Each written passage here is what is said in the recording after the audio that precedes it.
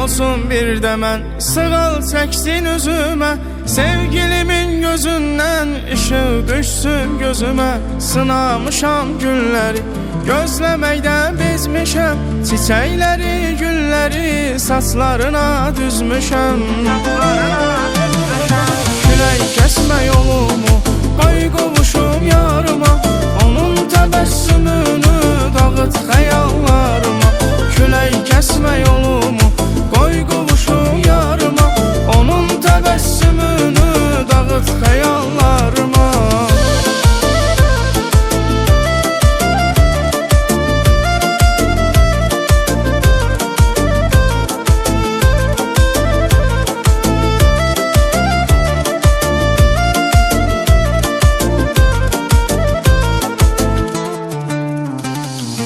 Əsmə belə ey külək, nədir dəli olmusan, yoxsa sən də mənim tək sevdaya tutulmusan? Toxunma sevgimizə, ayrılıq eşqin sonu, məni sevgi ilə bəzə, qoparma məndən onu. Külək kəsmə yolumu, qoy qovuşum yarıma, onun təbəssümünü dağıt xəyallarıma. Külək kəsmə yolumu, qoy qovuşum yarıma, onun təbəssümünü dağıt xəyallarıma.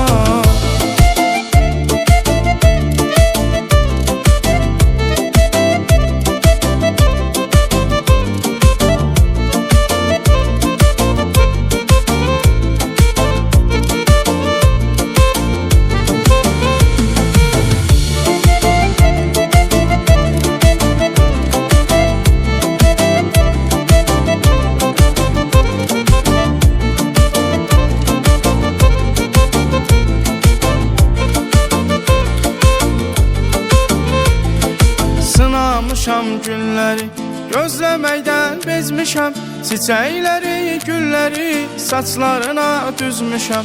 Əsməsən üzüm gülər, günəş doğar qəlbimə, yasəmənlər, lalələr ətir saçar aləmə.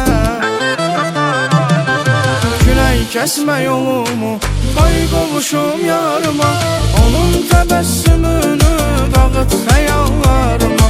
Külək kəsmə yolumu, qoy qovuşum yarıma, onun təbəssümünü dağıt xəyallarıma.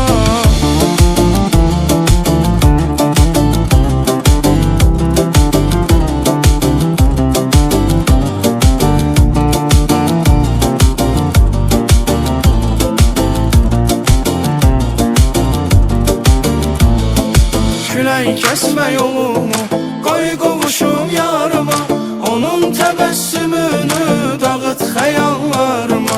Külək kəsmə yolumu, qoy qovuşum yarıma, onun təbəssümünü dağıt xəyallarıma.